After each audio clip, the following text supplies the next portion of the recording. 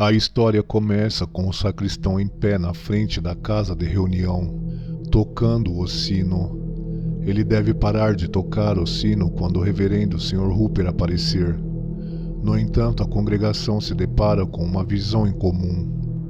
O Sr. Hooper está usando um véu preto semi-transparente que obscurece todo o seu rosto, exceto sua boca e queixo. Isso cria uma comoção entre os habitantes da cidade, que começam a especular sobre seu véu e seu significado. Enquanto ele sobe ao púlpito, o sermão do Sr. Hooper é sobre pecado secreto e é tingido, um pouco mais sombrio do que o normal, com a suave melancolia do temperamento do Sr. Hooper. Este tópico diz respeito à congregação que teme por seus próprios pecados secretos, bem como pela nova aparência de seu ministro. Após o sermão, um funeral é realizado para uma jovem da cidade que morreu há poucos. O Sr. Hooper fica para o funeral e continua a usar seu véu agora mais apropriado. Dizem que se o véu fosse levado pelo vento, ele poderia ficar, com medo do olhar dela. O Sr. Hooper faz algumas orações e o corpo é levado embora. Dois dos enlutados dizem que tiveram uma fantasia de que o ministro e o espírito da donzela estavam caminhando de mãos dadas. Naquela noite, outra ocasião surge, desta vez alegre, um casamento.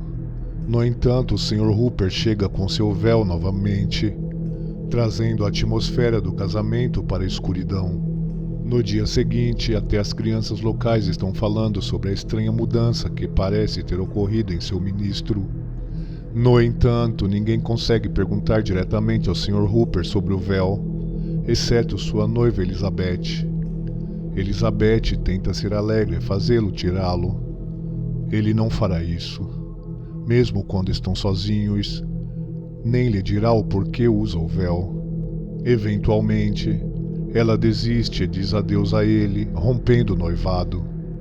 O único benefício positivo do véu é que o Sr. Hooper se torna um clérigo mais eficiente, ganhando muitos convertidos que sentem que também estão por trás do véu negro com ele. Pecadores moribundos chamam somente por ele. O Sr. Hooper vive sua vida assim, embora seja promovido a padre até sua morte. De acordo com o texto, durante toda a vida o véu negro perdurou entre ele e o mundo.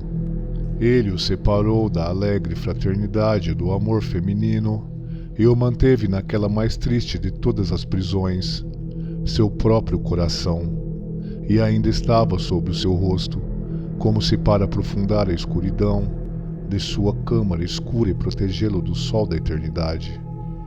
Embora Elizabeth tenha rompido o noivado, ela nunca se casa e ainda acompanha os acontecimentos da vida de Hooper de longe. Quando ela descobre que ele está mortalmente doente, ela vai até seu leito de morte para ficar ao seu lado. Elizabeth e o reverendo pedem mais uma vez para ele remover o véu, mas ele se recusa. Enquanto ele morre, aqueles ao seu redor tremem. Ele diz a eles com raiva para não tremerem, não apenas por ele, mas por si mesmos, pois todos usam véus pretos. O padre Hooper é enterrado com o véu preto no rosto. O conto pode ter sido inspirado por um evento real. Um clérigo chamado Joseph Moody matou acidentalmente um amigo quando era jovem e usou um véu preto desde o funeral do homem até a sua própria morte. Em suma, o véu preto simboliza o pecado que nos é inevitável, de uma forma ou de outra.